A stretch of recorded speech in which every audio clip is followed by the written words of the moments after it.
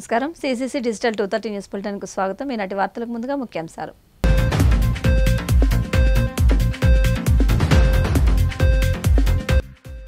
తిరుమల శ్రీవారిని దర్శించుకున్న పలువురు రాజకీయ ప్రముఖులు, ఆలయ మర్యాదలతో స్వాగతం పలికిన అధికారులు.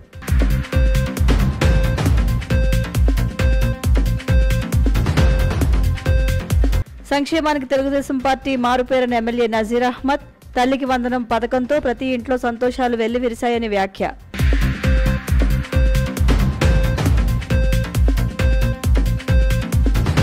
వైఎస్ జగన్ సత్తెనపల్లి పర్యటన అడ్డుకునేందుకు కూటమి ప్రభుత్వం కుట్ర పన్నిందన్న మాజీ మంత్రి అంబటి. జగన్ బందోబస్తు బాధ్యత పోలీసులదేనని వ్యాఖ్య.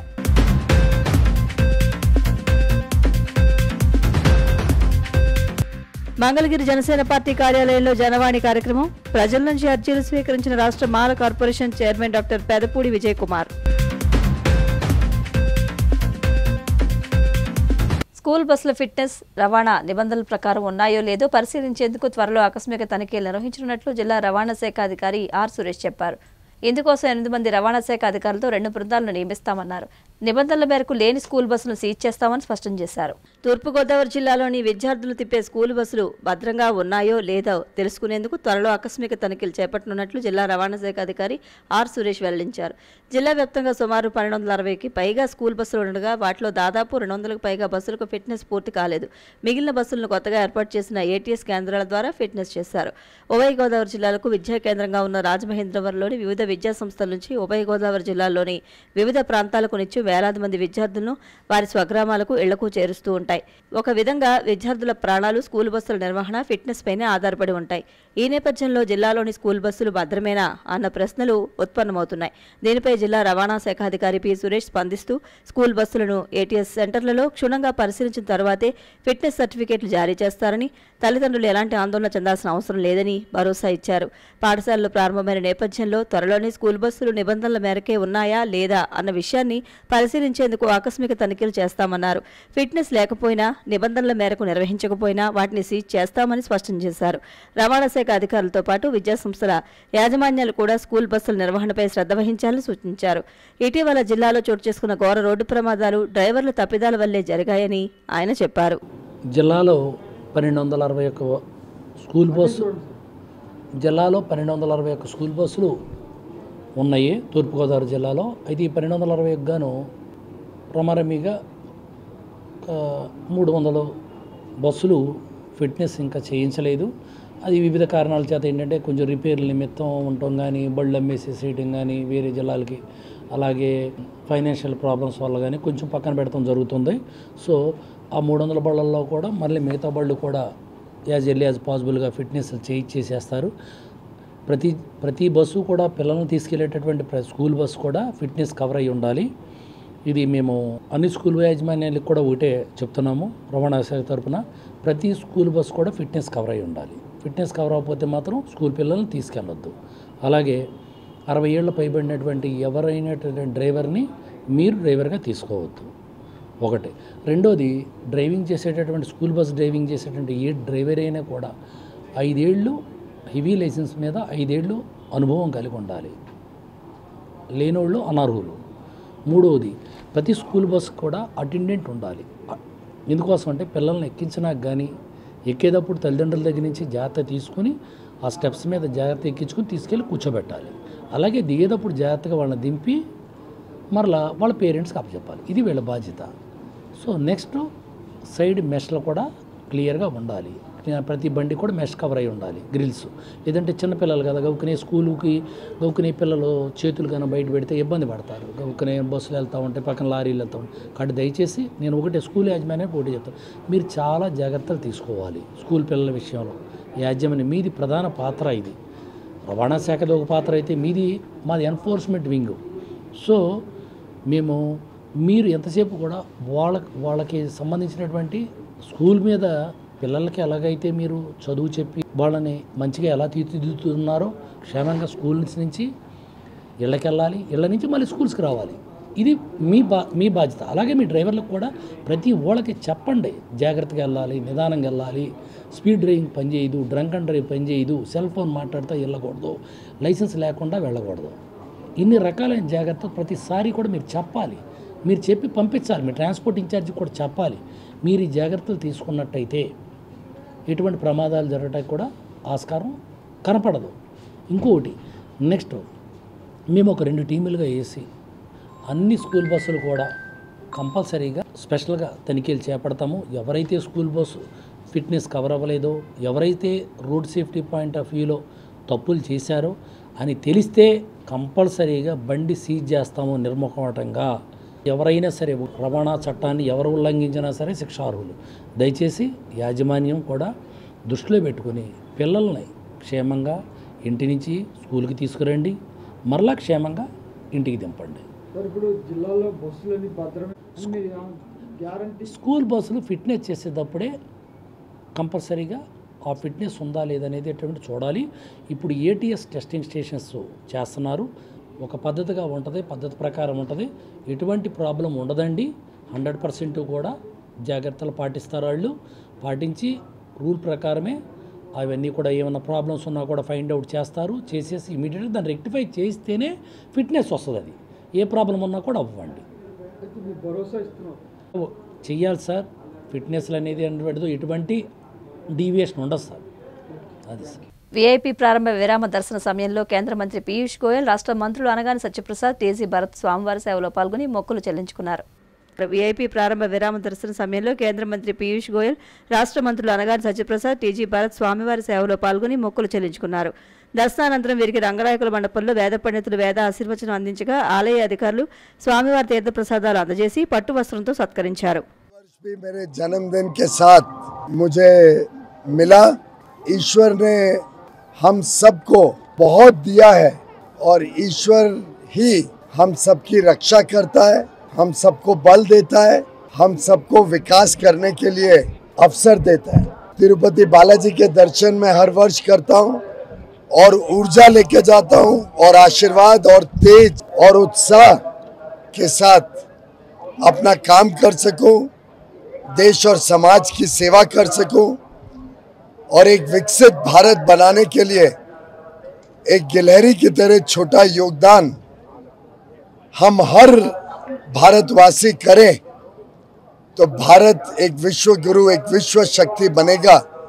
मेरा ईश्वर से, तिरुपति बालाजी से, प्रभु से यही मनोकामना है कि हम सब पर उनका आशीर्वाद, उनका स्नेह बना रहे और भारत के हर नागरिक को एक उज्जवल भविष्य, एक अच्छा जीवन। తెలుగుదేశం పార్టీ సంక్షేమానికి మారుపేరుగా నిలుస్తోందని గుంటూరు తూర్పు నియోజకవర్గ ఎమ్మెల్యే నసీద్ అహ్మద్ పేర్కొన్నారు. మంగళగిరిలోని టీడీపీ కేంద్ర కార్యాలయంలో ఆయన మీడియాతో మాట్లాడుతూ కూటమి ప్రభుత్వం అమలు చేస్తున్న తల్లికి వందనం పథకం ద్వారా రాష్ట్ర వ్యాప్తంగా ప్రతి ఇంటా పండుగ వాతావరణం నెలకొందని తెలిపారు. పాఠశాలలు తెరిచిన రోజే 4.81 లక్షల మంది విద్యార్థుల తల్లుల ఖాతాల్లో 718.95 కోట్లు జమ చేశామని, విద్యార్థులకు స్కూల్ కిట్లు, బ్యాగులు అందించామని తెలిపారు. మంత్రి నారా లోకేష్ చొరవతో ఇది సాధ్యమైందని, ఇది ఒక రికార్డు అని కొనియాడారు. ఉమ్మడి ఆంధ్రప్రదేశ్లో కానీ విభజించినటువంటి ఆంధ్రప్రదేశ్లో కానీ సంక్షేమానికి మారుపేరుగా తెలుగుదేశం పార్టీ గతంలో కూడా అన్న నందమూరి తారక రామారావు గారు ₹2 కిలో బియ్యం దగ్గర నుండి ప్రతి పేదవాడికి కూడా ఇల్లు ఇవ్వాలనేటువంటి ఆలోచన దగ్గర నుండి విభజించినటువంటి ఆంధ్రప్రదేశ్లో 2014-19లో అనేక సంక్షేమ కార్యక్రమాలు కూడా చేసినటువంటి ఘనత తెలుగుదేశం పార్టీది. 2019-24లో ఎన్నికల సమయంలో ఇచ్చినటువంటి ప్రతి ఒక్క హామీని కూడా నిలబెట్టుకునేటువంటి క్రమంలో చంద్రబాబు నాయుడు గారు చదువుతున్నటువంటి ప్రతి పిల్లవాడికి కూడా వారికి ఆర్థికంగా వెసులుబాటు కల్పించాలనేటువంటి ఆలోచనతో పెట్టినటువంటి కార్యక్రమం తల్లికి వందనం. తల్లికి వందనం ప్రతి ఇంట్లో కూడా ఈరోజు అందినటువంటి ప్రతి ఇంట్లో కూడా సంబరాలు చేసుకుంటున్నటువంటి పరిస్థితులు ఉన్నాయి. ప్రతి కుటుంబానికి కూడా ఆర్థిక బాసటగా నిలుస్తున్నటువంటి పథకం తల్లికి వందనం. ఏ పిల్లవాడిని చదివిస్తావని చెప్తూ గతంలో జగన్మోహన్ రెడ్డి గారి పరిపాలన సాగితే ప్రతి పిల్లవాడిని కూడా చదివించండి అంటూ ఈరోజు చంద్రన్న పరిపాలన కొనసాగుతున్నటువంటి పరిస్థితులు రాష్ట్ర ప్రజలు ఒకసారి ఆలోచించాలని చెప్పి ఈ సందర్భంగా కోరుతా ఉన్నా. భవిష్యత్తులో పేదరికం లేనటువంటి సమాజ నిర్మాణం కోసం తల్లికి వందనం కార్యక్రమం ఒక భరోసాగా మా అందరం కూడా చెప్పుకోవచ్చు. దాదాపు ముస్లిం మైనారిటీలో పెద్ద ఎత్తున ఈరోజు ప్రతి ఇంట్లో కూడా పిల్లలు విద్యకు దూరం కాకూడదనేటువంటి ఆలోచనతో గత ప్రభుత్వంలో 3,12,000 మందికి మైనారిటీల్లో తల్లికి వందనం కార్యక్రమం, అమ్మఒడి కార్యక్రమం ఇస్తే ఈరోజు దాదాపు 5 లక్షల మందికి మైనారిటీ బిడ్డలు చదువుకు దూరం కాకూడదనేటువంటి ఆలోచనతో గౌరవ ముఖ్యమంత్రి గారు ఈ కార్యక్రమం ద్వారా మైనారిటీలను ఆదుకునేటువంటి క్రమంలో ప్రతి ఒక్క మైనారిటీకి కూడా విద్యకు దూరం కాకూడదనేటువంటి ఒక మంచి ఆలోచనతోనే 5,18,000 మందికి ఈ తల్లికి వందనం కార్యక్రమం అందించేటువంటి కార్యక్రమం చేశారు. రాష్ట్రంలో ఏదైతే ఈ తల్లికి వందనం కార్యక్రమం ఉందో వైసీపీకి ఒక మరణ శాసనంగా మారబోతుందనేటువంటి విషయాన్ని ఈ సందర్భంగా తెలియజేస్తా ఉన్నాం. గత 5 సంవత్సరాల్లో అమ్మఒడి పేరుతో 24 లక్షల రూపాయలు, 24,000 కోట్ల రూపాయల ఖర్చు చేసినటువంటి పరిస్థితి ఉంటే ఈరోజు మన ప్రభుత్వం ఒక్కసారే 10,000 కోట్ల రూపాయలు తల్లికి వందనం కార్యక్రమం కోసం ఇచ్చినటువంటి పరిస్థితులు, ఎన్నికల హామీల్ని ఒక్కొక్కటిగా నెరవేరుస్తున్నటువంటి కూటమి ప్రభుత్వాన్ని ప్రజలు ఈరోజు ప్రతి ఒక్కరు కూడా మెచ్చుకుంటున్నటువంటి పరిస్థితులు ఉన్నాయి. భావి తరాల భవిష్యత్తు కోసం ఆలోచించేటువంటి ఏకైక పార్టీ నాయకుడు చంద్రబాబు నాయుడు అనేటువంటి విషయాన్ని ప్రజలందరూ కూడా గ్రహించాలనేటువంటి విషయం చెప్తా ఉన్నా. కన్న తల్లిదండ్రుల్లాగా స్కూల్స్ మొదలవక ముందే స్కూల్లో పిల్లవాడిని చదివించాలి, వారికి కావాల్సినటువంటి పుస్తకాలు, వారికి కావాల్సినటువంటి యూనిఫామ్స్, వారికి కావాల్సినటువంటి బ్యాగులు సమకూర్చేటువంటి కార్యక్రమాన్ని గౌరవ విద్యాశాఖ మంత్రి స్కూల్స్ మొదలయ్యేటువంటి మొదటి రోజునే స్కూల్ కిట్లన్నీ కూడా పంపించేటువంటి కార్యక్రమంతో పాటు ప్రతి ఒక్క తల్లి విద్యకు దూరం, పిల్లవాడి దూరం కాకూడదనేటువంటి ఆలోచన ఏ విధంగా అయితే తల్లిదండ్రులు చేస్తారో అదే ఆలోచనతో మొదటి రోజునే ప్రతి కుటుంబానికి కూడా, ప్రతి పిల్లవాడికి కూడా విద్య కోసం అందించినటువంటి తల్లికి వందనం కార్యక్రమం అనేటువంటి విషయాన్ని చెప్తా ఉన్నా. తల్లికి వందనం కార్యక్రమం ద్వారా రాష్ట్రంలో ఉన్నటువంటి ప్రజలందరూ కూడా ఈ కార్యక్రమం ద్వారా జగన్ కు రాజకీయంగా భూస్థాపితం చేయడానికి ప్రజలు సిద్ధంగా ఉన్నారని చెప్పి కూడా ఈ సందర్భంగా తెలియజేస్తా ఉన్నా. రాష్ట్రంలో పేదరికం లేనటువంటి సమాజ నిర్మాణం కోసం చంద్రబాబు నాయుడు గారు P4 పథకాన్ని అమలు చేసి ప్రతి ఒక్క పేదవాడికి కూడా ఈ రాష్ట్రంలో భరోసా కల్పించేటువంటి కార్యక్రమం, పరిశ్రమలను తెచ్చేటువంటి కార్యక్రమం, చెప్పినటువంటి 6 సూపర్ 6 కార్యక్రమాల్లో ముఖ్యంగా విద్యార్థులు చదువుకున్నటువంటి విద్యార్థులు, నిరుద్యోగ యువత కోసం వారందరూ కూడా భవిష్యత్తు కోసం చెప్పినటువంటి విధంగా 16,400 ఉద్యోగ నియామక కోసం మెగా డిఎస్సి కార్యక్రమం కానీ, అన్నా క్యాంటీన్ కానీ, దీపం పథకం కానీ, ఈరోజు ఎంతో విలువైనటువంటి 10,000 కోట్ల రూపాయల బడ్జెట్తో ఈరోజు ప్రతి ఇంట్లో కూడా సంబరాలు చేసుకునేటువంటి విధంగా తల్లికి వందనం ఇచ్చేటువంటి కార్యక్రమం కానీ, గత ప్రభుత్వంలో జగన్మోహన్ రెడ్డి గారు సంక్షేమం పేరుతో రాష్ట్ర ప్రజల్ని సంక్షోభంలో నెట్టివేటు వేసినటువంటి పరిస్థితులు, ఎటు చూసినా కూడా అప్పులు, ఎటు చూసినా కూడా విధ్వంసం. ఈరోజు మన రాష్ట్రం ఆంధ్రప్రదేశ్ ఈరోజు కూటమి ప్రభుత్వం ఏర్పడిన తర్వాత విధ్వంసం నుంచి అభివృద్ధి వైపు ముందుకు నడుస్తున్నటువంటి పరిస్థితులు. వైసీపీ అధినేత జగన్ పర్యటనను అడ్డుకునేందుకు కూటమి ప్రభుత్వం ప్రయత్నిస్తోందని మండిపడ్డారు. పోలీసుల వేధింపులు తట్టుకోలేక వైసీపీ నేత నాగమల్లేశ్వరరావు ఆత్మహత్య చేసుకున్నారని, ఆయన కుటుంబ సభ్యులను పరామర్శించేందుకు జగన్ వెళ్తున్నారని తెలిపారు. వైసీపీ అధినేత జగన్ పర్యటనను అడ్డుకునేందుకు కూటమి ప్రభుత్వం ప్రయత్నిస్తోందని మండిపడ్డారు. పోలీసుల వేధింపులను తట్టుకోలేక వైసీపీ నేత నాగమల్లేశ్వరరావు ఆత్మహత్య చేసుకున్నారని, ఆయన కుటుంబ సభ్యులను పరామర్శించేందుకు జగన్ వెళుతుంటే ప్రభుత్వం పిచ్చి చేష్టలకు దిగుతుందని విమర్శించారు. జగన్ అసలు బయటికే రావద్దన్నట్టుగా పోలీసుల వైఖరి ఉందని అన్నారు.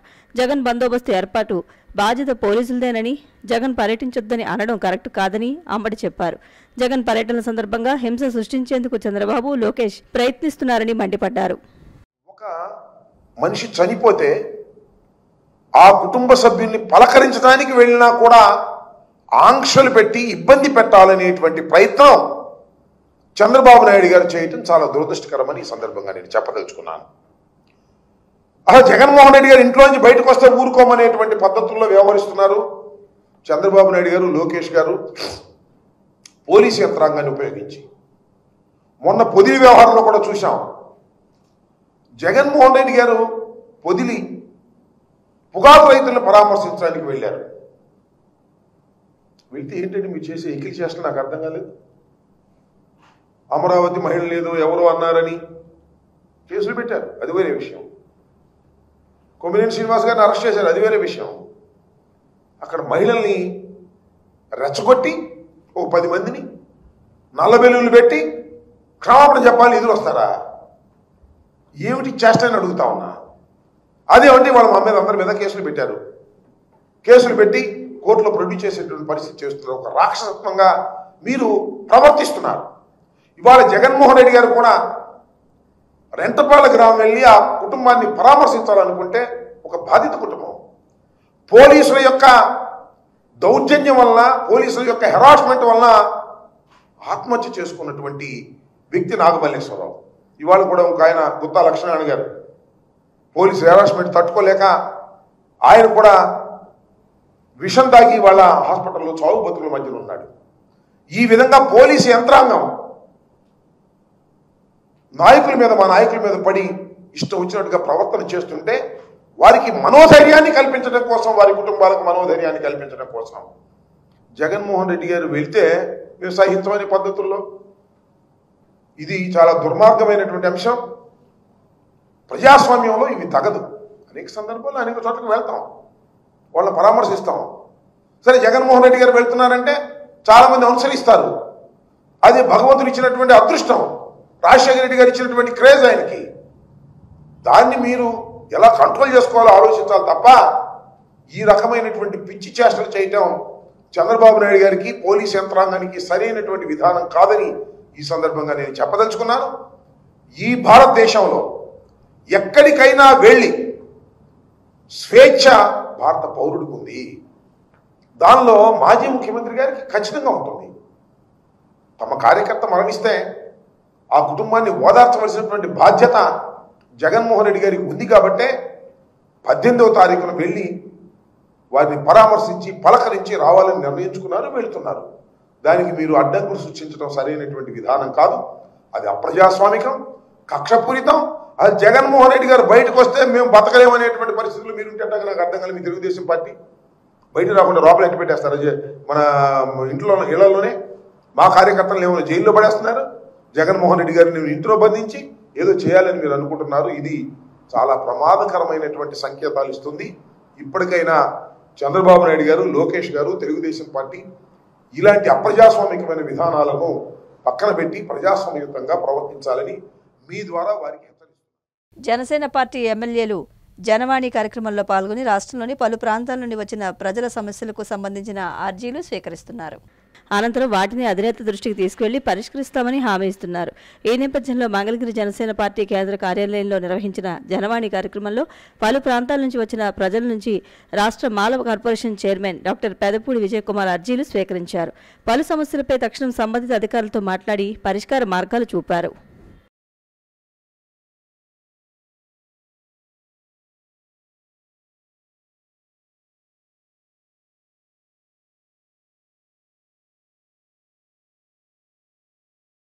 టీడీపీ రాష్ట్ర అధ్యక్షుడు గాజువాక ఎమ్మెల్యే పల్లా శ్రీనివాసరావు తండ్రి సింహాచలం ఇటీవల స్వర్గస్థులైన విషయం తెలిసిందే. ఈ నేపథ్యంలో విశాఖ పర్యటనకు ముఖ్యమంత్రి చంద్రబాబు వచ్చి శ్రద్ధాంజలి ఘటించారు. ఈ నేపథ్యంలో విశాఖ పర్యటనకు వచ్చిన ముఖ్యమంత్రి చంద్రబాబు శ్రద్ధాంజలి ఘటించడానికి పల్లా ఇంటికి వచ్చారు. ఆయనకు ఎమ్మెల్యేలు విష్ణుకుమార్ రాజు, వంశీకృష్ణ శ్రీనివాస్ తదితరులు ఘనస్వాగతం పలికారు. అనంతరం సింహాచలం చిత్రపటం వద్ద చంద్రబాబు నివాళులర్పించి పల్లా కుటుంబానికి అండగా ఉంటామని తెలిపారు. ఇంటిలో ఎంతమంది చదువుతూ ఉంటే అంతమంది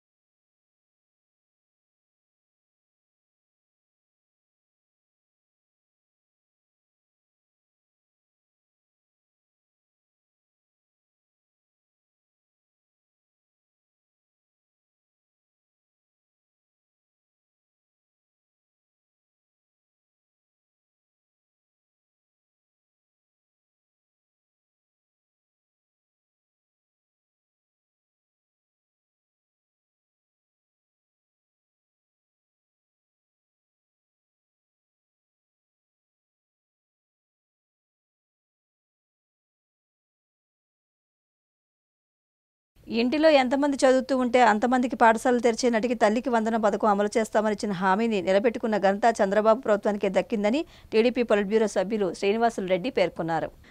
ఇంటిలో ఎంతమంది చదువుతూ ఉంటే అంతమందికి పాఠశాలలు తెరిచే నాటికి తల్లికి వందనం పథకం అమలు చేస్తామని ఇచ్చిన హామీ నిలబెట్టుకున్న ఘనత చంద్రబాబు ప్రభుత్వానికి దక్కిందని టీడీపీ పొలిట్ బ్యూరో సభ్యులు శ్రీనివాసులరెడ్డి పేర్కొన్నారు. కడపలో ఆయన మీడియాతో మాట్లాడుతూ కూటమి అధికారంలోకి వచ్చిన తర్వాత ఆర్థికంగా అధిక వ్యయంతో కూడిన తల్లికి వందనం పథకం అమలుకు ఈ నెల 12వ తేదీన కూటమి ప్రభుత్వం అమలు చేసిందన్నారు. గత వైసీపీ ప్రభుత్వం కుటుంబంలో ఒక్క విద్యార్థికి ఆర్థిక సాయం అందించి కుటుంబం గొడవలు పెట్టగా ప్రస్తుత కూటమి ప్రభుత్వం ఇంటిలో ఎంతమంది చదువుతూ ఉంటే అంతమందికి పథకాన్ని అమలు చేసిందని తెలిపారు. కూటమి ప్రభుత్వం అధికారంలోకి వచ్చిన తర్వాత ఒక పవిత్ర కార్యక్రమానికి శ్రీకారం చుట్టింది. ఏదైతే ఎన్నికల్లో చెప్పామో సూపర్ 6 హామీలు, అత్యంత వ్యయంతో కూడుకున్న ప్రధానమైన హామీ తల్లికి వందనం. విద్యకు అత్యధిక ప్రాధాన్యత ఇస్తూ రాష్ట్ర ప్రభుత్వం మరి విద్యాశాఖ మంత్రి నారా లోకేష్ గారి ఆధ్వర్యంలో ముఖ్యమంత్రి గారు తీసుకున్న గొప్ప నిర్ణయం తల్లికి వందనం కార్యక్రమం. ప్రతి ఇంట్లో పుట్టిన ప్రతి విద్యార్థి కూడా చదువుకోవాలా, ఉన్నత చదువులు చదువుకోవాలా. పేదవాళ్ళకు ఆర్థికంగా చదువుకునేదానికి స్తోమత ఉండదు, ప్రతి ఒక్కరికి కూడా అవకాశం కల్పించాలని చెప్పి ఒక పవిత్ర హృదయంతో తీసుకున్న నిర్ణయం తల్లికి వందనం. గతంలో ప్రభుత్వం ఒకసారి చూస్తే ఇంట్లో ఒక్కరికే ఇచ్చేది పిల్లలకు. తెలుగుదేశం కూటమి ప్రభుత్వం వచ్చిన తర్వాత ఎన్నికల్లో ప్రధానమైన హామీ ఇంట్లో ఎంతమంది పిల్లలుంటే అంతమంది పిల్లలకు కూడా తల్లికి వందనం కార్యక్రమం, ప్రతి పిల్లాడికి సంవత్సరానికి 15,000 రూపాయలు ఇస్తామని చెప్పిన హామీని నిలబెట్టుకున్న ఘనత ఎవరిదైనా ఉందంటే అది కూటమి ప్రభుత్వానిది, ప్రధానంగా విద్యాశాఖ మంత్రి నారా లోకేష్ గారిది. ఆయన ఎంతో కృషి చేసి సాంకేతిక పరిజ్ఞానంతో పూర్తి అధ్యయనం చేసి రాష్ట్రంలో ఎంతమంది పిల్లలు ఉన్నారు వాళ్ళందరినీ కూడా సాంకేతిక పరిజ్ఞానంతో డేటా కలెక్ట్ చేసి దాదాపుగా 67.2 లక్షల విద్యార్థులకు తల్లికి వందనాన్ని ఈరోజు ఒక్కటే రోజు ప్రభుత్వం ఏర్పడిన సంవత్సరానికి జూన్ 12 స్కూళ్ళు తెరిచే లోపలే ఇస్తామని చెప్పిన మాట నిలబెట్టుకున్న ఘనత మా ప్రభుత్వానికి, కూటమి ప్రభుత్వానికి గర్వంగా మీ ద్వారా ప్రజలకు తెలియజేస్తూ ఉన్నాం. గత ప్రభుత్వంలో చూశారు మీరు, ఎంతమంది ఉంటే అంతమంది కాదు ఒక పిల్లానికి ఇస్తామని చెప్పినారు. ఈరోజు ఎంతమంది ఉంటే అంతమంది అంటే గత ప్రభుత్వంలో తల్లికి పిల్లలకు గొడవ పెట్టిన వైఎస్ఆర్ కాంగ్రెస్ పార్టీ అంటే ఒక పిల్లాడికి ఇస్తే మిగతా పిల్లలు ఏ విధంగా చదివించుకోవాలని చెప్పి తల్లిదండ్రులు ప్రశ్నలకు ఈరోజు ఈ ప్రభుత్వం ఎంతమంది ఉంటే అంతమంది పిల్లలకి ఇస్తామని చెప్పి ఆ ప్రశ్నలకు అన్నిటికీ సమాధానం ఇచ్చిన ప్రభుత్వం ఈ ప్రభుత్వం. ఎంతో పారదర్శకంగా 67.27 లక్షల మందికి ఈరోజు 8,750 కోట్లు ఒక్కటే రోజు జమ చేసిన ప్రభుత్వం ఈ ప్రభుత్వం. వైఎస్ఆర్ కాంగ్రెస్ పార్టీ చూస్తూ ఉన్న బులుగు మీడియా విష ప్రచారం చేస్తూ ఉండరు. 2,000 రూపాయలు నారా లోకేష్ గారి జోబులకు పోయినాయి అని. గతంలో మీరు 15,000 ఇచ్చినప్పుడు మీరు కూడా 2,000 పాఠశాలకు ఇచ్చారు కదా, ఆ 2,000 మరి తాడేపల్లి ప్యాలెస్కి పోయినాయా, ఇడపలపాయికి పోయినాయా, బెంగళూరు ప్యాలెస్కి పోయినాయా, లేక లోటస్ పాండ్ ప్యాలెస్కి పోయినాయా అని చెప్పి సమాధానం చెప్పగలరా? మొన్ననే లోకేష్ గారు ఇచ్చిన సవాల్ మీద నోరు కూడా తెరవలేకపోయినారు మీరు. ఒక మంచి కార్యక్రమం చేస్తూ ఉంటే విష ప్రచారం చేసేదానికి మీకు మనసు ఎట్లా వచ్చిందో అర్థం కావడం లే. తల్లికి గౌరవం ఇయ్యని ఈ జగన్మోహన్ రెడ్డి గారి పార్టీ మరి తల్లికి వందనానికి ఏ విధంగా గౌరవం ఇస్తుందో ప్రజలు కూడా ఒకసారి ఆలోచించాలా. 1వ తేదీలో చేరే పిల్లోళ్ళు, ఇంటర్మీడియట్లో చేరే పిల్లోళ్ళు, ఫస్ట్ టైం చేరే వాళ్ళందరికీ కూడా వాళ్ళు చేరిన తక్షణం ఈ కార్యక్రమాన్ని మళ్ళీ అమలు చేస్తామని చెప్పి తెలియజేసింది ఈ ప్రభుత్వం. మాజీ సీఎం జగన్ పొదిలి పర్యటనలో మహిళలపై దాడి చేసిన తమ వాళ్లు కాదని ప్రకాశం జిల్లా వైసీపీ అధ్యక్షులు బూచేపల్లి శివప్రసాద్ రెడ్డి అన్నారు. మాజీ సీఎం జగన్ పొదిలి పర్యటనలో మహిళలపై దాడి చేసింది తమ వాళ్లు కాదని ప్రకాశం జిల్లా వైసీపీ అధ్యక్షులు బూచేపల్లి శివప్రసాద్ రెడ్డి అన్నారు. ఒంగోలు సబ్ జైల్లో వైసీపీ కార్యకర్తలను పరామర్శించి అనంతరం మీడియాతో మాట్లాడారు. రైతులకు మేలు చేసేందుకే జగన్ పొదిలికి వచ్చారని, టీడీపీ కార్యకర్తలు చెప్పు విసిరిన సమయంలోనే వైసీపీ కార్యకర్తలు అదే చెప్పును వాళ్ల వైపు విసరడం జరిగిందని తెలిపారు. ఈ కేసును ఎస్పీ త్వరగా దర్యాప్తు పూర్తి చేయాలని చెప్పారు. నాయకులు వైఎస్ జగన్మోహన్ గారు మొన్న పొదిలి వచ్చేసినప్పుడు ఎంతో మంది రైతులు గాని, రైతు కూలీలు గాని, వైఎస్ఆర్ కాంగ్రెస్ పార్టీ కార్యకర్తలందరూ వేలాది మందిగా వచ్చేసి జగన్మోహన్ గారి కోసం అండగా ఉండి జగన్మోహన్ గారిని కలవాలని చెప్పేసి వాళ్ళ సమస్యలు తెలుసుకోవడం, తెలియపరచడం కోసం ప్రకాశం జిల్లా నలుమూలల జగన్మోహన్ గారు అవడానికి వచ్చారు. ఆ రోజు వచ్చినప్పుడు కావాలని కక్షపూరితంగా డైవర్ట్ చేసుకోవడం కోసం కొంతమంది మహిళలను పెట్టి మా మీద నల్ల బెలూన్లు వేసేసి చెప్పులు వేసేసి నానా రకాలుగా రాళ్లతో దాడి చేసి అమానుషంగా అక్రమంగా సంబంధం లేని మా మీద వాళ్ళకి ఎటువంటి అనుమతి లేకపోయినా జగన్మోహన్ గారు ఇచ్చిన పర్యటన ప్రోగ్రాంకి పూర్తిగా అనుమతి ఉన్నప్పటికీ కూడా వాళ్ళకి అనుమతి లేకపోయినా కావాలని డిస్టర్బ్ చేయడం కార్యక్రమానికి వచ్చేసి వాళ్ళు రాళ్ళు దాడి చేసి వాళ్ళ మీద కేసులు పెట్టాల్సింది పోయి మా వైఎస్ఆర్సీపీ కార్యకర్తల మీద రైతుల మీద రైతు కూలీల మీద సుమారుగా 3 ఎఫ్ఐఆర్లు పెట్టి 30 మందిని అరెస్ట్ చేయడం నిజంగా చాలా బాధాకరంగా ఉంది. చరిత్రలో ఎప్పుడు లేని విధంగా ఒక నాయకుడు ప్రజల సమస్యల కోసం ముఖ్యంగా పొగాకు రైతుల సమస్యల కోసం వచ్చినప్పుడు 40,000 మంది 50,000 మంది మాకు సమస్యలను తెలియపరచడం కోసం వచ్చినప్పుడు అమానుషంగా ఇంతమంది రైతులు వచ్చారు వీళ్ళని ఇబ్బంది పెట్టాలని చెప్పేసి అక్రమ కేసులు పెట్టడం నిజంగా చాలా బాధాకరంగా ఉంది. వాళ్ళని ఈరోజు నేను రాంబాబు గారు మిగిలిన మా పార్టీ పెద్దలందరూ కలిసి పరామర్శకు వచ్చాం. వాళ్ళు ఒకటే చెప్తున్నారు, మాకేం ఇబ్బంది లేదు, ఒక మంచి కాజు కోసం మా నాయకుడు వచ్చాడు, ఆయన కోసం ఎన్ని కేసులు పెట్టాకైనా ఇబ్బంది పెట్టినా మాకేం ఇబ్బంది లేదు, ప్రజల కోసం పోరాటం చేసే నాయకుడు మాకు కావాలి, జగన్ నాయకత్వంలో మేము పనిచేస్తామని చెప్పి వాళ్ళందరూ ధైర్యంగా ఉన్నారు. అయ్యా మీరు ఒకటే గుర్తుపెట్టుకోండి, జగన్మోహన్ గారు వచ్చిన కాజు మంచి కాజు, రైతుల కోసం వచ్చింది, పొగాకు రైతుల కోసం. నిన్న విషయం చూస్తుంటే సెంట్రల్ మినిస్టర్ గోయల్ గారు హడావుడిగా పరిగెత్తుకొని వచ్చి ఈ రాష్ట్రానికి ఎందుకు వచ్చాడు, మేమనే వాళ్ళమే పోరాటం చేయకపోతే, మేమనే వాళ్ళమే రైతుల పక్షాన పోరాటం చేయకపోతే, జగన్మోహన్ గారు పొదిలి రాకపోతే ఈ రాష్ట్రంలో రైతు సమస్యలు రాష్ట్ర ప్రభుత్వానికి కానీ సెంట్రల్ ప్రభుత్వం కానీ తెలిసే పరిస్థితి లేదు.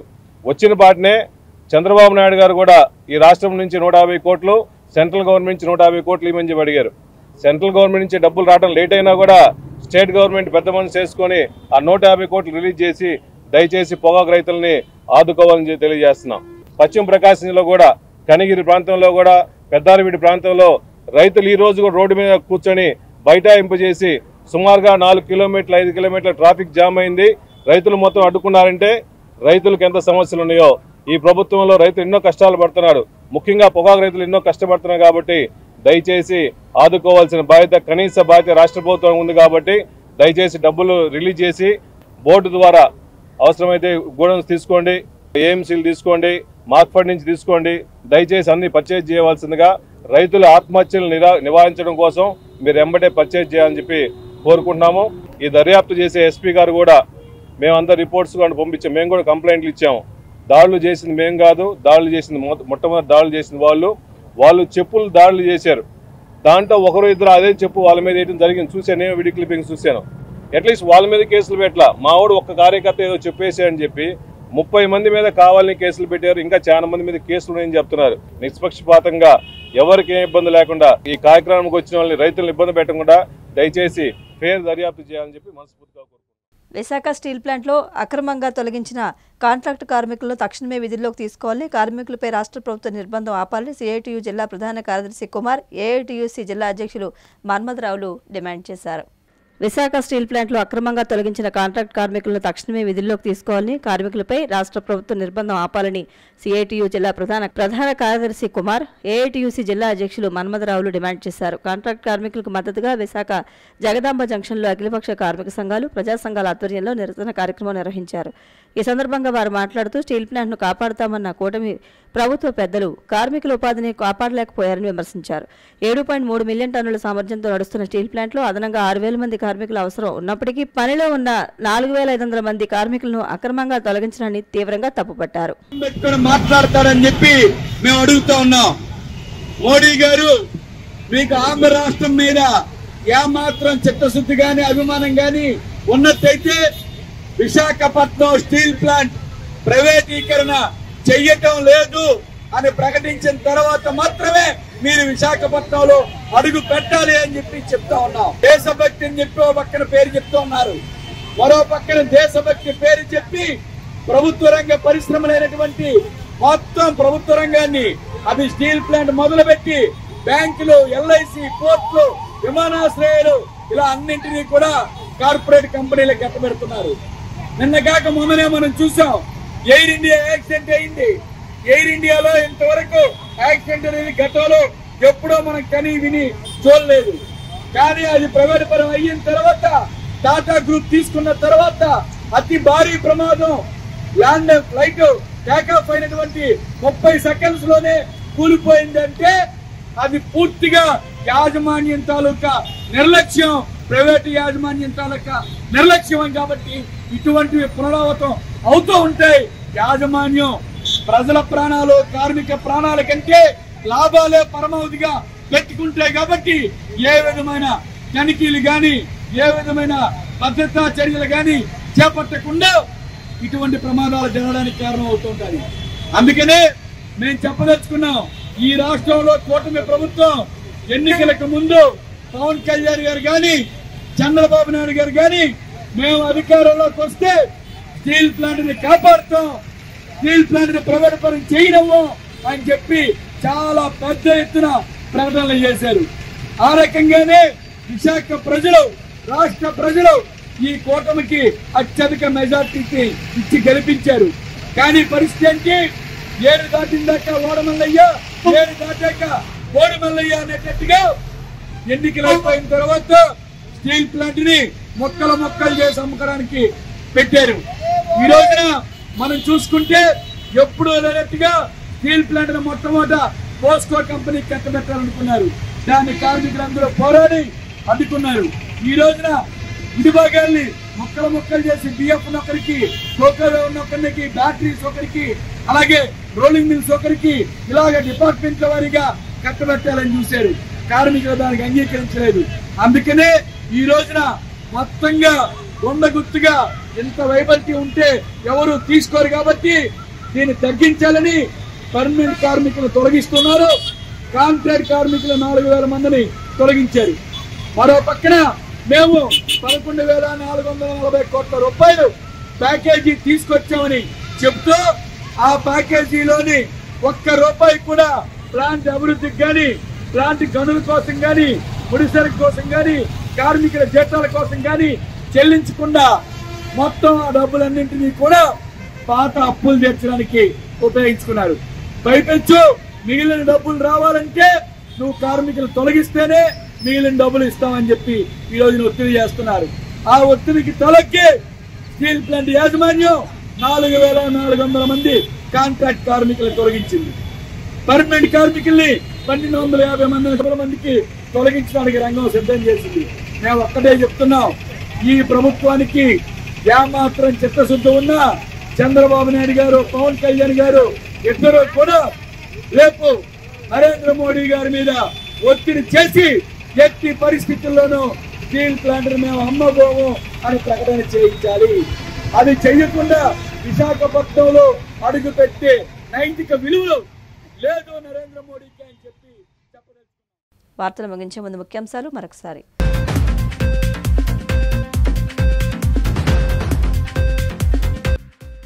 తిరుమల శ్రీవారిని దర్శించుకున్న పలువురు రాజకీయ ప్రముఖులు, ఆలయ మర్యాదలతో స్వాగతం పలికిన అధికారులు.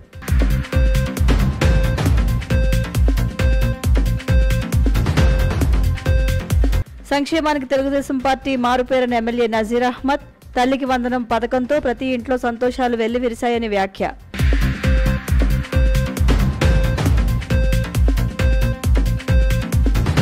వైఎస్ జగన్ సత్తెనపల్లి పర్యటన అడ్డుకునేందుకు కూటమి ప్రభుత్వం కుట్ర పన్నిందన్న మాజీ మంత్రి అంబటి. జగన్ బందోబస్తు బాధ్యత పోలీసులదేనని వ్యాఖ్య.